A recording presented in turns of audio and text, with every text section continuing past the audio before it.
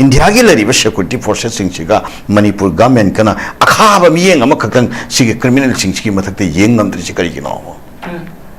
akha ba miyeng means makoi do ain gi wang de yeng hai ba tawa ain ki matung ina ada khoi na haijen ningi badi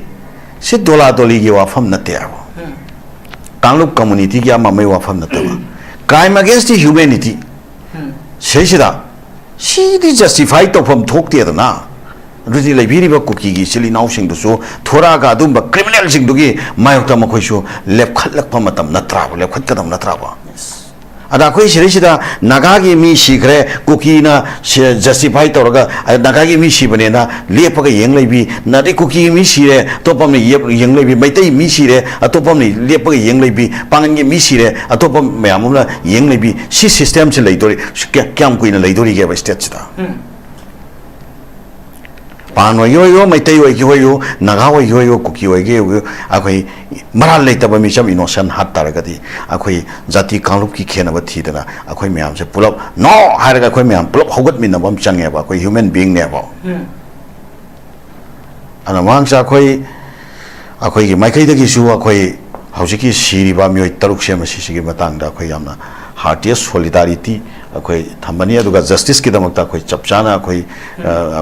Kolau Laujabani, Mathau Taragadi, Akoi unity movement, Amakitamata, unity movement, Amadakoi Lopom Topatang, Lonanaba, Akoi ready the lay, Mase Chige movement Sagat Patasu, Akoi Kalup Kuruk Haiduaga, movement Topagi, Sagatpagi Wakalon, Akoi. Kitang Pazabo, what can unity movement of Sagat Panahena, Akoi unity movement to Hodragati, Center the Revolution was Singina, divisive Weba, Akoi Moigi policy programs in Makatanam, Satarakaneva sister. And Sigi, Wafamjit Tamjake, Aduga Loidana, state government. State situation Tokwa Magi, Ganoda, Tokwa Magi Karihatare, Magi, Korjapta Tokwa,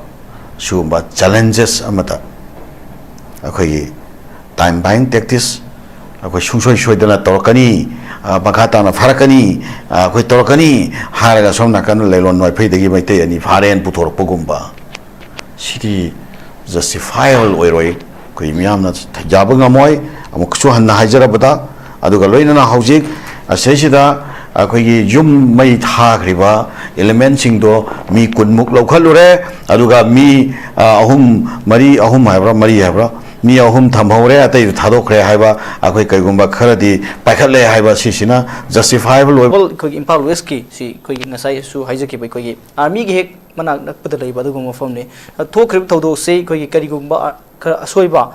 security gi khara asoiba khara leram gadaba mali hana home minister na phongdoki bani hari fibam wafam si kamaini yengbe masi ko ge yamna responsive hoiba adumba state Langak Kamagi, Adumba responsive for a statement Namoina, away Kanaba Namoida Wafam Amani Haina Koi Tamjage. Madam D. Akoi Ahan Bamaktada state government, Magi Paifam Topa, state government Namoy Bagi Magi Paifam Topa, Magi Kuzu Kulai Singse, Masuna, Paivang Namabrangam Tribra, Asobo Hangam Liable.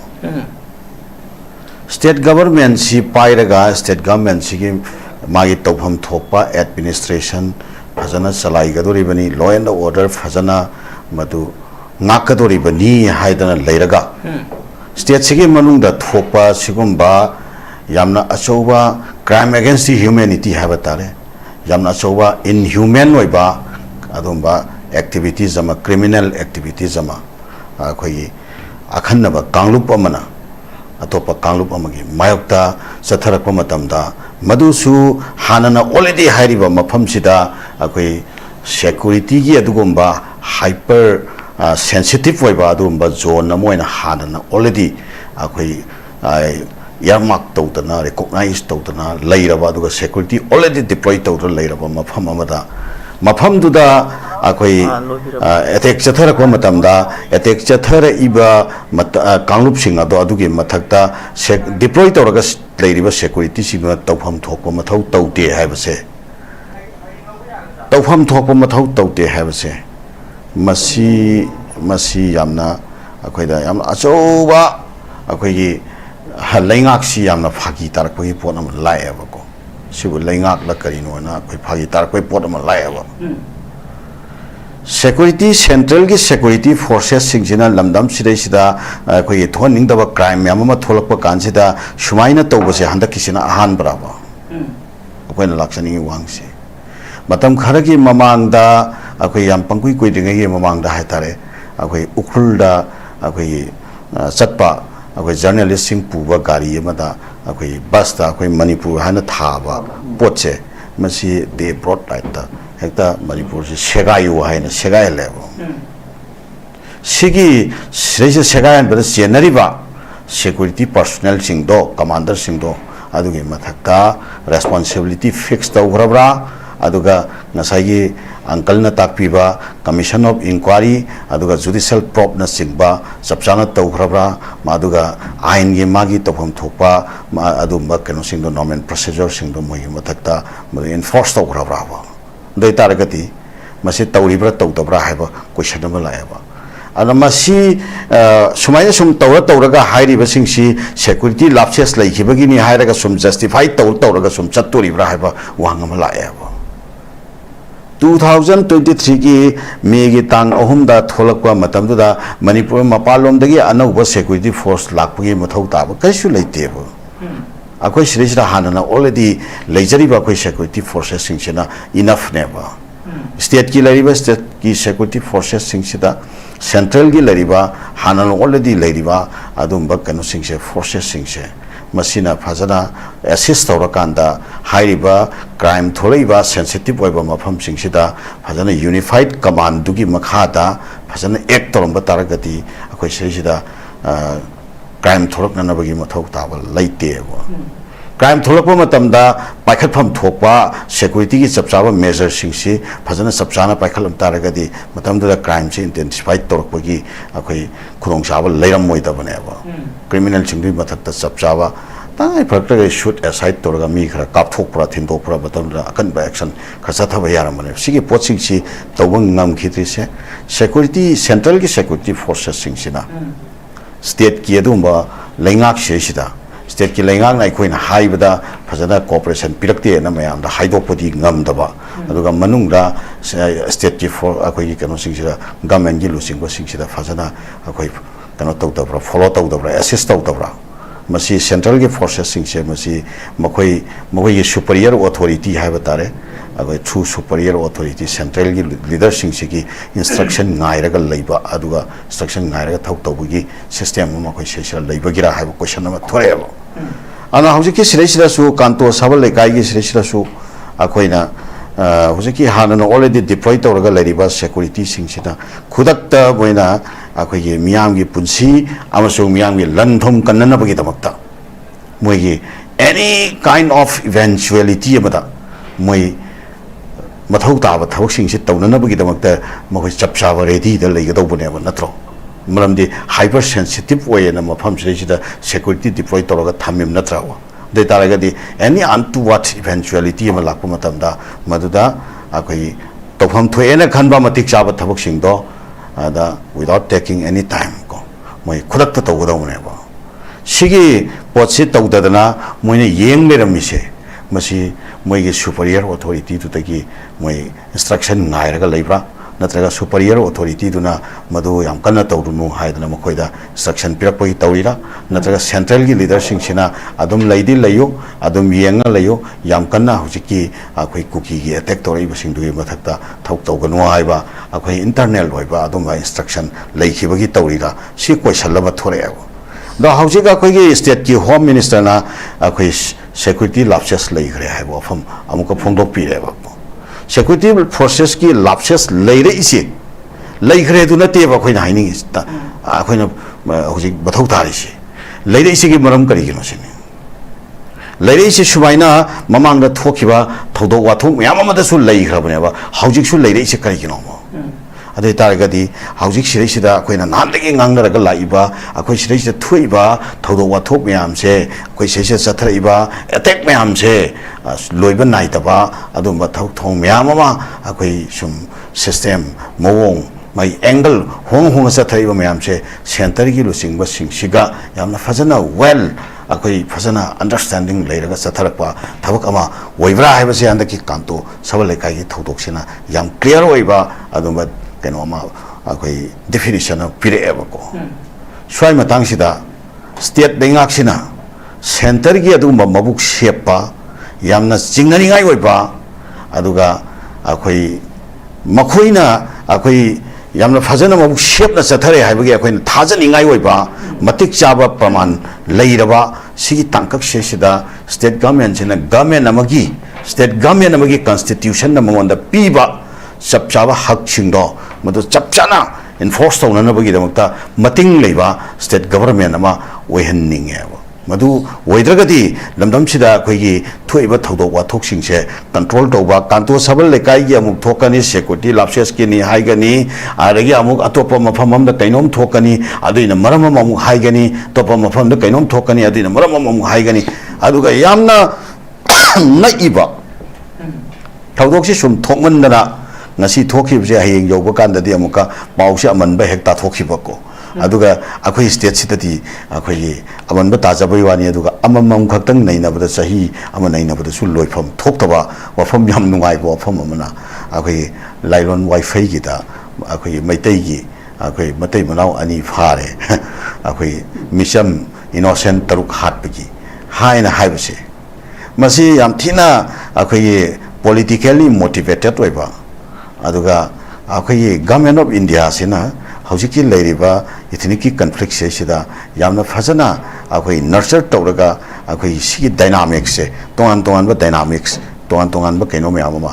complications myam ma akhoi thon na ba akhoi myam gi marakta akhoi gi perspective se tongan tongan ba perspective lakhan na ba gi leiriba akhoi gi kaino se peoples ki akhoi gi kaino se the mental therapy should understanding my perception se tongan tongan ba perception create tawna na ba gi yamna phajana well plan tawba aduga motivated oiba adum khongthang ama oina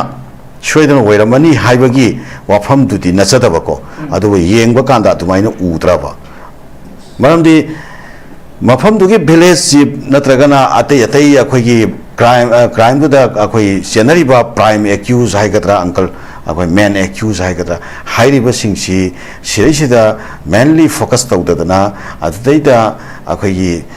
khunduda leirabanina khunduda leiba kharadi involvement leire haibadagi makhoisu involvement leiram bai yai haidana suspiciously phongdokna khiba wafamdura yauba akhoi maitegi maming oiba mioi ani kha pick and choose da cherry pick haigada sumai toraga talong lokhalaga mayam da akhoi kaino makha akhoi paukhong amakha manipur da po maiteina akhoi naga hatpani haina sumaina akhoi tahanaba sigi pot amakha adu akhoi national level da international level da tahanaba hondar koi mamim tadraba adu talade sigi mioi ani si phagat pada akhoi tauriba mage mogong matau akhoi lailon wifi sida phakiba akhoi particular akhoi community amagi particular community haibasi su uncle nakal morom dadi sum manipur da haimandana sum haina bai wani aseng badi particular community aduge minate manipuri ne abako manipuri amada chathaba crime against the humanity ne ba aduga akhoi siriba taruk se akhoi nagagi taruk haina haibasi su haibamdi thoktra bane ba mioi ba taruk akhoi inhuman oiba activities criminal activities am da hatkiba sigi ain leiri haina ain na paikhatpham thokpa thabak paikhatpada chathakiba phataba thabak singdo madugi pochiga hojik kanto sabal lekai da lakpada leikhriba security lapses ne hariba pochiga ani si aduga atei mamang da tawkhriba atei security central forces singsina tawkhriba thabak singsi yeng matamda akhoi sungya yadreba swaisida state government sina akhoi chomna lapses oikre harga tokadoribra natraga responsibility fixed tawgadoribra wahangni hujik lei film sida lenga ki oiba sabsa bo film do miyam na khangata tangai fade security lapses ni harga tok pa yagadoribra huji thol bu thodo sing si leptana mamang da su sisina han bana te mamang da mayam incident mayam ma series of incidents mayam lai khra matung dani makhata bse paung do tangai fade habdu paung do thambi ozan thambi ni makhata bse lakchani sini ko thokhrib thodo se army na thodo do thol matung da kutak ta changsil laga thabak tau khite मियामना पेनद्रिबा अदुगा state फोर्सिंग चंगबदा मखोइना थिंगागा थमखिबा अदुगा कनबा चंगना होनारुबा सिंगदा अखोइगे फू सैबा तौखिबा मैम थोदो मैम थोकरे आर्मी के थवंगसे मियामना पेनदि कमाय यिंबे ओजा आर्मी के थवंगसे मियामना पेनदे आर्मी के थवंगसे करिगिनो मोहिना मियामना पेनदबा थवंगसे हुजिक फावबा अदुम अखोइ सेसद तौरगा लैरिसे करिगिनो हाइबा काना मखोइगे सुपीरियर सिंगतुदा पीबा इंस्ट्रक्शन ननि हाबसे सिरे यतना निगाइ लैरि प्राबा कोइना अदु सिगी पिरैबा आर्मी सिंगसिगी उतलिबा थवंगसेना ताए सेंटर की लुचिंगबा सिंगना अखोइ सिरेसिदा लैरिबा इरांगसे सिरेसिदा मोइना करिगुम्बा आर्टिकुलेशन खरा रोल खरा अखोइ सानरे मदुगी पुक्सेल सेंगक्तबा सेंटर की लुचिंगबा सिंगसिना पुक्सेल सेंगना लमदमसिदा अखोइ कांगलुप अनिगी मरक्ता नत्रगा कांगलुप खरगी मरक्ता मिसअंडरस्टैंडिंग क्रिएट तौरे खाना सैनबी सिचुएशन लाए मसी यामना फजना within short time da फजना लोशन बीगदबनी अदुगा अखोइ मणिपुर की लैरिबा प्रजा सिंगसिदा पीस एंड नॉर्मेंसी अदुगा हार्मोनियस लाइवलीहुड अमा अबथुबा मतमदा प्रोवाइड तौगदबनी हाइबा अदुगी वाखलोन दोइता फजना पुक्सेल टिंगना सेंटर की लुचिंगबा सिंगसिदा थबक तौबिदे से खंगेबा अदा अखोइ स्टेट सिदा लैरिबा गवर्नमेंट सिसु आई मसी फावबगी थाक्तदि पॉलिटिकली लैबा पोनिना याम क्लियर होइना आई हाइबसी सुम नुंगाइतबनी अदुबो अखोइ लैपाकसिदा चपने अखोइ राजनीति ननि अखोइ स्टेजदा पॉलिटिक्स ननि अखोइ स्टेजदा पिरकदोरिबा मियामगी पीस पॉलिटिक्स ननि अखोइ स्टेजदा पिरकदो मियामगी वेलफेयर को फ्यूचर प्रकदो पॉलिटिक्स ननि अदुना अखोइ सामक इलेक्टोरल पॉलिटिक्स तुदा भोट तोबा नत्रगसु पॉलिटिक्स का मरी लेनाबा वाफमदा अखोइ ओपिनियन पिबदी कसु काइदबरा हाइना खल्लेबको अदुना ngसाइगे सेंटर दा बीजेपी के लेंगाक्सि लैरेबको अदो बीजेपी की सेंटर लैरिबा लेंगाक्सिना अखोइगे लमदम सिरिसिदा कांगलुप मसेलगी ओइबा अखोइगी केनोमा अखोइगे टर्मोइल सिचुएशन अमा अनरेस्ट सिचुएशन अमा कन्फ्लिक्ट सिचुएशन अमा सेसे लैरिबा से लोइसनबो होनबई मोता से नाकन चाबोकता अखोइगे तोंग तोंग साना लैरेबको सी टाइमिंग सिदा सेंटर की लुचिंगबा सिंगदुगी एडवाइस मखादा थबुक तौगदबा बीजेपी की लीडरशिप तुगी एडवाइस मखादा थबुक तौगदबा स्टेट गवर्नमेंट अमा लैरगा स्टेट गवर्नमेंट सिना सेंटर की लुचिंगबा सिंगदुगी मोइगी अनिंगबा अपामबा मोइगी विल रो मदुगी मायक्ता नुपा थोकना थबुक तोरप ngमगने ना अखोइ आशा तौब्राबो मदु हेक तौरु मतमदा स्टेट की लैरिबा गवर्नमेंट दो अदुम सेंटर की लुचिंगबा सिंगसिना अदुम अखोइ कम तौखलाने सेंटर दिल्ली लावन कौखिबि याय रेनोइसि तौरि कमाइ तौनो कनो लाकपै याय अरेगे कनो तौखिबि याय लौथोरकपै याय देन स्टेट की गवर्नमेंट सिना यूनिफाइड कमांड मा अखोइ कॉन्स्टिट्यूशन ना पीबा अखोइ कॉन्स्टिट्यूशन की हक की मखादा स्टेट की सिविल एडमिनिस्ट्रेशन दा लॉ एंड ऑर्डर नाकपदा नत्रगना एक्सटर्नल एग्रेशन दा नत्रगा इंटरनल रेबेलियन दा मतेंग पांगनबगिदमक्ता अखोइ मफम से डिप्लॉय तौरगत लैरिबा मदुना अमुक कोनद्रे हारगसु मखाता नमको डिप्लॉय तौरिबा फोर्सेस सिंगसिना लमदम सिदा पीस एंड नॉर्मेंसी प्रोग्राम होनबदा स्टेट गवर्नमेंट की थवक थोंग सिंगसिदा फजना मतेंग पांगबगी महत्ता मखोइगी ओइबा तोंगानबा सुपीरियर अथॉरिटी दे फंगबा नॉलेज अमगी मखादा इंस्ट्रक्शन मखादा वर्क तौबी सिस्टम अम सोंग होंगदना मतम हुजि चुपदा सुम तौरगा लैरिसे मसी स्टेट गवर्नमेंट सिना मागी लेजरीबा कॉन्स्टिट्यूशन की हक तो अदुगी मतुंगिना अखोइ थबक तौगनेना फजना अदुगी मतिंग अमगा लोइना सेंटर की लुचिंगबा सिंगसिना सानरिबा अदुंबा सेसिरा अखोइ मचेत मकाइ नाइबा अखोइ मसेल खननबगी थबक थोंगसिंगसि चंगहनदना पाइखतपा याबा थबकसिंग पाइखतपा ngamba स्टेट के लेंगा अमा वेहन ओइबा मथौ तायबा स्टेट से लैदोरिबा लैरिबा लेंगाकसे स्वाइ मतंगसिदा हौजे हौजिक लैबिरिबा मणिपुर की स्टेट की गवर्नमेंट से बीजेपी की गवर्नमेंट ओइजब तारगसु स्टेट सिगी लुचिंगबा अमोइना एक तौबियो अदुंबा कनो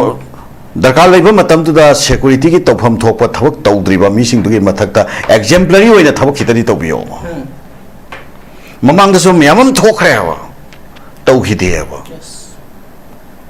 ममांग सेंटर की सिक्योरिटी फोर्सेस सिंगसिना मना कल अखोइ सिदा बफर जोन खक नाग लैब नत्राबा तो बफर जोन नाग लैसिदी मणिपुर से डिफेक्टो टेरिटोरी सेमबगी मोइगी कैनोमा हिडन प्लान अमा लैबा मानबसे सि सुम क्लियर ओयबा द मतंग सिदा recently थोखरिबा अखोइगी कैनोगी Matang दबु ओइरो अखोइगी innocent people तरुक अखोइ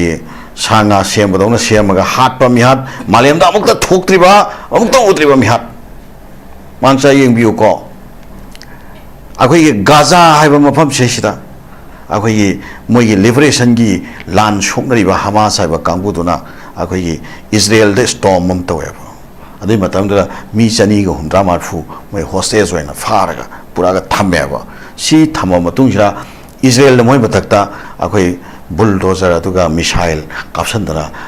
तौरगा हाटपदा building मयाम म थुगाई खाइना हाटपदा अंगांग लिसिंग कुंथ्रागा मंगा नुपी अंगांग यावना अखोय पुन्ना 70,000 हायना मतत मतत तलगा सिरबा मोयगे बिल्डिंग मतोय मतोय तोरबा मोयगे लीडर अखोय कनो गायना स्माइल हनिया गायना तकी जया सिनवार गायना मथंग मथंग मोय लीडर मयाम एसासिनेट तौदा तुमना हाटकलाबा सिफावगे मतमदुदा हमासना फाजलगा थमकिबा मी 230 से मसीसे हौजिकी सिरेसिरा अखोय साङा कागा हाटपदौना हालक प्राइबा मोय अंगांग नुबी मयाम म मतत मतत तलगा सिरा फावबदा से मालेमगी वैना सत्नतबा थबकनेबा सी थबकसी तौरइबा कांगबु सिंगसिगी मतकता इंडिया की लरिबा सिक्योरिटी फोर्सेस सिंगसिगा मणिपुर गवर्नमेंट कना अखाबा मियेंग अमा खक्तंग सिगी क्रिमिनल सिंगसिगी मतकते येंग नमद्रिसि करिगिनो अखाबा मियेंग मीन्स मखोइदो आइन की वांगदे येंगो हाइबा नतबा आइन की मतुंगिना अदा खोइना हाइजनिंगिबदि सि दोला दोली की वाफम नतेबा कांगलुप कम्युनिटी की अमा मै वाफम नतबा क्राइम अगेंस्ट द ह्यूमैनिटी सेसिदा सीदी जस्टिफाई तौफम थोक्तेदना रुदि लेबिरिबा कुकीगी सिली नाउसिंगदुसु थोरागा अदुंबा क्रिमिनल सिंगदुगी मायोक्ता मखोइसु लेपखलकपा मतम नत्राबा लेपखतकदम नत्राबा अदा कोई सिरिसिदा नागागी मी सिखरे कुकीना जस्टिफाई तौरगा नागागी मी सिबनेना लेपगा येंगलेबी नादे कुकी मी सिरे तोपमने येंगलेबी मैतै मी सिरे अतोपमने लेपगा येंगलेबी पांगनगे मी सिरे अतोपम मयामना येंगलेबी सी सिस्टम से लैदोरी क्याम कुइना लैदोरी गेबा स्टेट सिदा पान यो मैतै यो नागा यो कुकी गे अखोई मराल लेतबा मिसम इनोसेंट हात तारगदी अखोई जाति कांगलुप की खेनबा थीदना अखोई म्याम से पुलप नो हारगा अखोई म्याम पुलप हौगत मिनबम चंगेबा अखोई ह्यूमन बीइंग नेबा अना मांगसा अखोई की माइकैदगी सु अखोई हौजिकी सिरिबा मियोय तरुक सेम सिसिगी मतंगदा अखोई यामना हार्टिएस्ट सॉलिडारिटी अखोई थंबनी अदुगा जस्टिस की दमकता अखोई चपचाना अखोई खोलाव लाउजबनी मथौ तारागदी अखोई यूनिटी मूवमेंट अमगी दमकता यूनिटी मूवमेंट अमदा अखोई लोफम थोपा थौदांग लौननबा अखोई रेडी द लई मसे सिगे मूवमेंट सागतपदसु अखोई कांगलुप खुरु खाइदोगा मूवमेंट तौबगी सागतपगी वखलोन अखोई खितंग फाजब वाटकनी यूनिटी मूवमेंट अमा सागतपना हेना आरा अखोई यूनिटी मूवमेंट तौद्रगदी सेंटर द लरिबो लुचिंगबो सिंगसिना डिविसिव ओइबा अखोई मोइगी पॉलिसी प्रोग्राम से मखा तानम चथरखने अखोई सिस्टा अन सिगी वाफम से थमजगे अदुगा लोइनना स्टेट गवर्नमेंट ना स्टेट सिदेसिदा थोकपा मागी गनोदा थोकपा मागी करि हाइतारे मागी कोर्ट यार्ड थोकपा सुबा चैलेंजेस अमता अखोई टाइम बाइंग टैक्टिस अखोई सुंसोय सोयदना तोरकनी मखा ताना फारकनी अखोई तोरकनी हारगा सोमना कन लेलोन नोय फैदगी मैते अनि फारेन पुथोरपगुम्बा सिटी जस्टिफाइबल ओइरोय कोई मियामना थजाब ngमोय अमुकसु हन्ना हाइजरबदा अदुगा लोइनना हौजिक असेसिदा अखोई युम मै थाग्रिबा एलिमेंट सिंगदो मी कुनमुक लौखलुरे अदुगा मी अहुम मरी हाइब्रा मी अहुम थमहौरे अतै थादोखरे हाइबा अखोई कैगुम्बा खरदी पाइखले हाइबा सिसिना जस्टिफाइबल ओइबा यारोय मदैदा चेनरिबा अखोई डे ब्रॉड लाइट युम मै थाबा लाकपदा चेनरिबा म्युइसिंगसे लोइना लौखतकदबनी अदुगा लोइना आइनगी अवाइन संगी अदुमा बिचार मोहि माय हनगदबनी चपचाबा आइनगी अदुमा पनिशमेंट पेननब प्रोसिक्यूशन की चपचाबा स्टेप पाइखतकदबनी लोइना मफम से सिक्योरिटी डिप्लॉय तौरग लेरिबा अदुम मियोइसिंगदुगी मथक्ता अदुम आइन की ओइबा चपचाबा होजे अंकल मनीना लोगी पर्सपेक्टिव तगी ताकफिरम वाफम सिंगदो मदुगी थबक सिंगदो गवर्नमेंट सिने स्पीडी ओइबा नोंग अनबगा खुदक्ता मोइ मथक्ता प्रॉप तौगदौनेबा सि कमाई तौरग मोइदा इम्यूनिटी पीरियो कमाई तौरग मोइदा मोइ फ्री हैंड पीरियो कमाई थादोइनो हा सिरे कांतो सबल लेकाइदा लापसेस लेबा तारगदी सुंगनुदसु लापसेस लेरोइद्रा खामे लक्सोदसु लापसेस लेरोइद्रा नत्रगा कांगबाइदसु लापसेस लेरोइद्रा अते अते मफम सिंगददी लापसेस लेरोइद्रा तारगदी स्टेट सिदा अखोई पेरिफेरियल एरिया सिंगसिदा हानना ऑलरेडी हाइपर सेंसिटिव ओइदना युम मई चाकनदना मखोन थोंगनदना मफम सिदगी मी चेंथोंगनदना आईडीपी दा लेनदना लैरिबा मफम सिंगसिदा डिप्लॉय तोरिबा सिक्योरिटी फोर्सेस सिंगसे मसिगे मागे थबक थोंग सिंगसे मणिपुर गवर्नमेंट ना मसे मखोई मरी लेनबा डीजीपी अदुगा मरी लेनबा मखोई कनो सिंगसे सुपीरियर अथॉरिटी से मणिपुर गवर्नमेंट कॉल अप तौरगा मदुगी चपचाबा सिक्योरिटी की रिव्यू अमा अखोई थुना तौद्रगदी मोंग होंग होंगा एंगल बदल बदल के दो मोंग होंग होंगा क्राइम की कंटिन्यूएशन अमसुम लैहननबगी अखोई अरोटपा अमसुम अफोंग पॉलिसी खरा अखोई सेसे इफोंग फोंग चोंथोरेबको सी लेरिंगैदी स्टेट सिरिसिदा अखोइना नियर फ्यूचर द पीस लाकनी हाइबगी आसासे काइ तौतोइनो अखोइना पामजरिदी अखोई थोखिबा थोखरे नियर फ्यूचर सिदा अखोई पीस नसाई ओजा की ताजे ना है बा पीस से कर्म मखल की पीस ना हो पीस विद डिग्निटी को पीस विद ट्रुथ को अचुम बगल लोइना ना तो बा पीस तो डिग्निटी का लोइना ना कांगलु फुरु खुदिंग मक्की अमन अमद तौफम थोक पर रेस्पेक्ट अमगा लेना गदबा म्यूचुअल अंडरस्टैंडिंग दो मदु लाकबा पीस तो अदुगा लोइना ना लमदम सिरेसिदा तंगदु लेताना अखोई सिरेसिदा खतना चैनाबा थोरक ननबगी अखोई खतना चैनाबा खर थोखरिबसिना एक्सपीरियंस होइराकांदा सिरेसिदा खतना चैनाबा थोरक ननबगी मरम ओइखरिबा को सिंगसे मसी यामना फजना वन बाय वन फजना अखोई रिजॉल्व तौरबा मतुंगदा परमानेंट ओइबा लमदम सिदा लेमिनारिबा सिलनाव पुनमक्से अखोई यामना फजना नुंसी जानना लेमिनबा मणिपुर की महौसादगी हिस्ट्री ना पिबिरकपा अखोई टेरिटोरी से मसी इंडिया की कॉन्स्टिट्यूशन की फिबाम नोंद लेजरगसु मसी प्रोटेक्ट तौमिनरगा अखोई पुनमक्की ओइबा शांति ओइबा इपाक इरबदबा प्रकननबा मदुगी मियंग दैता अखोई पॉलिटिशियन सिंग सिविल सोसाइटी ऑर्गेनाइजेशन सिंग अमदी एकेडमिशियन सिंग एल्डर सिंग सी फजना कोक्सुम सनरगा वाक तौबगी थबक अमा मणिपुर लेंगाकना मांग चिंगबिरगा मणिपुर लेंगाकना मसी अखोई चथबिरा अगति खितंग अफबा ओइगद्रा हायना अदुगी वखलोन अरोय बोना थमजगे अरोय बुलोन तेंतन थबक म्याम अमसु मखोइना सु पाइखली सिग मनुसना कोगी इरांग थोखरेबा कांतो साबोल के एरिया सिदे को सीआरपीएफ अमदि स्टेट फोर्सिंग डिप्लॉय तौखरे जा लेइबा होखरे लेंगांग लौखलै खोंथांग सि कमाय यिंबे रोय बोना थम लेंगाक तगी अंगना फजा फजाबा ममांग लेंगाक तगी कोई पाइखतपा लेंगाक तौबा थबक म्याम अखोई अप्रिशिएट तौबा म्याम लेजखरे को लेंगाक सिदा अखोई ऑलवेज टाइम अखोई लेंगाक ता अखोई क्रिटिसाइज तौबा क्रिटिसिज्म पीबगी वखलोन दु नचते तब तबो हौजिक सि मणिपुर से हम टर्मोइल सिचुएशन अमदा लेरमनिना लेंगाक ता ताइनबा लेंगाक ता क्रिटिसाइज तौबा लेंगाक की थबक ता अखोई स्कैन तौबा लेंगाक ता कोई ओपिनियन पीबसि नत्रगदि अखोई ऑप्शन से लेतबा लेंगाक तगी तोरकदबा नाक तो ओइबा अदुगा मियाम सिगी मरकता भाप तानदबा लेरगसु लेंगाक ना भाप तानहननबा सिनबदो लेंगाक ना पाइखलकदबा नाक तो ओइबा अदुना लेंगाक तै खोसे हाइफम मोरकपा अदुना मरम मोरकांदा लेंगाक तो फम थामनबगी वानी लेंगाक सु तौफम थोकपा थबक सु तौ तौदे हाइबदुमक्ति नते लेंगाक सु थबक खरा तौबसे अखोय दम उइ तबो लेंगाक ना पाइखलिबा थबक सिंचे कदाइ फावबा यौना इफेक्टिव ओइगदोरिबनो ओइरोइदोरिबनो हाइबसिगी वांग अमका कोइना ममांगदगी लेरिबा लिसांग सिना लेरिबा सिगी सिस्टम सिगी सिनारियो म्याम से सेंटर की फोर्सेस सिंगी मागी एटीट्यूड मोई तौथोरइबा थबक अदुगा मोई लेरिबा मेंटालिटी सिगी मोंग सिंसी उरुकांदा लेंगाकना पाइखतफम थोपदो अखोइना उनिंगिबा थाकतो मदु अखोइ यामना सैटिस्फाई ओइदेबको सिमा अदो अनि सुबदा मांगसा अखोइना मणिपुर सेसिदा मायोकनरिसि मणिपुर सिदगी मागे कांगलुप ते योमफम ओइबा अदुमा लेपाक अमा सेमदोरिबनेना चंगसेलकपा अरोनबा अमसुंग अफोंबगी लाल अमखक मणिपुर कायहनबे यारोय हाइना लेरिबा अदुगी वखलोन दोइदा अखोइ मणिपुर अखोइ पुआरिना थंबिरंबा अखोइगी टेरिटोरी दो soap यारोय कायबे यारोय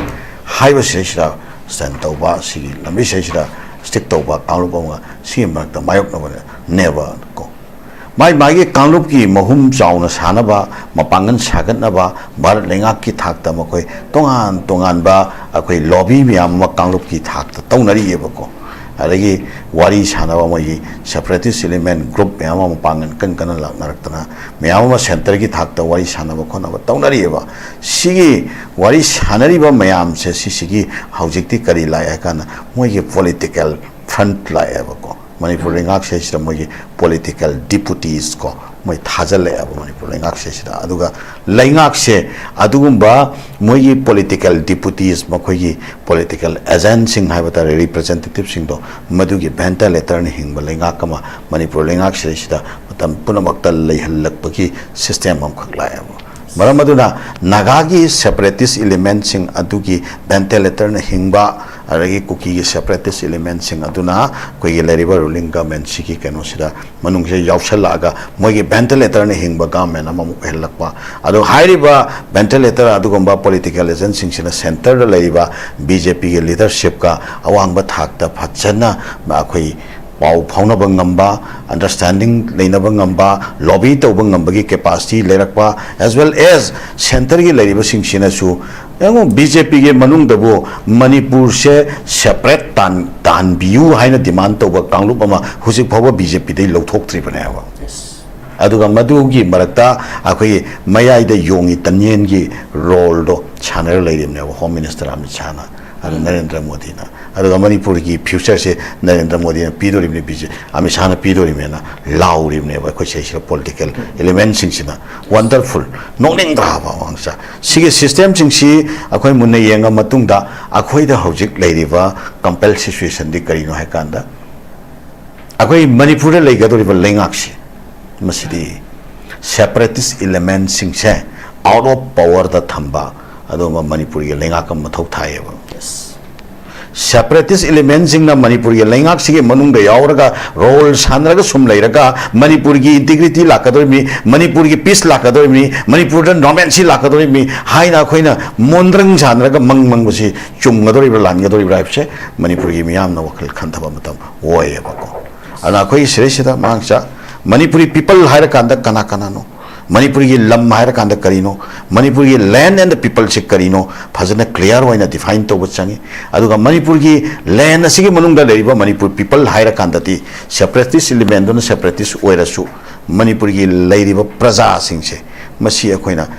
equality, fraternity, brotherhood, Amasung social justice. Yumpam Werakanda Sagatpa, Akoyi, Adumba political philosophy, Yamana, Akoyi, Manipuri future Kananabagimuta, Akoyi, Waktor Tobam Shangyabu. Sirishida, Manipur Hirakanda, Manipuri Manunda, Leriba citizen Singse, Sigi Manunda, Akoina Karayam Namapu, Nakoina Karayam Namapu, de Gaina Toba divisive Weba, Natraga, Akoyi, Mamagi classified Weba, citizen Gemarta, Schwaintona Banganga, Konabagi, political philosophy, Shomarak Marta, Akoyi, Seshida, Lai Masia Koina, Kaigomatam, Dakoina criticism. Pinay amasi chumoy madui mohota khoi shumaina leigada mi haina haina ba yawi kaigum matam da su adumba criticism pina ba sisu constructively akhoi haina risi karino kamai tawuno haina khanna bagi mohota akhoi ye wakhalon ye mayuk ta kaigum ba khara haire e kaina hai kanda heta madu yekna bo waina khanba yekna bo waina to lowba adum bagi akhoi da yam arrogant toiba aina khanba sina maroi reng khanba yam narcissist soiba that kind of akhoi scenario ka akhoi Manipur se sum anab se nasale aba Manipur kangadam nen leriba elements sing sigi marak tasu masa akhoi na humble appeal tawningi khoi lamdam cheri pak se kanse ha taragati akhoi irai pak si bo kaihan na ba irai pak thugai na ba leriba elements sing sigi bante letter ma khoina akhoi arangbam lauraga leiba lengak ama khattagi Manipur kanana ba tabak thorakadori bi lakadori ne khona sa tawbasi mase akhoi Kedang Shumgadori Brahs, Kandava Changi, Aduna Lingak Sirista Quina, Piltoning Baharagadi, Peace Yamtang Prokna Bohonova Seshida, Amtang Quikano Toshi, Amadugi Pakam Topolang, the Top Pakat Pio, Quimiam, so cooperation, Pina Navareti, the laser air, have opened Chetamsaki. Miam Yagada Santi, Wari Sanabi Lambi Sanction View, Ivani, Hosu Lady Film Sida, Lenga Togaba, Sung Tona Tonal in a Togaba Tabuk Mamma, Toda Miam, the Penadriva Sing Sipel and Matota, Hosu Lady Film Sida, Lenga Toropa Tabakudim, Miss Miam, Sabot, Nabagam Siam Saraga Lady, have off from the Suniam, Noise, as a Canada and Yabi.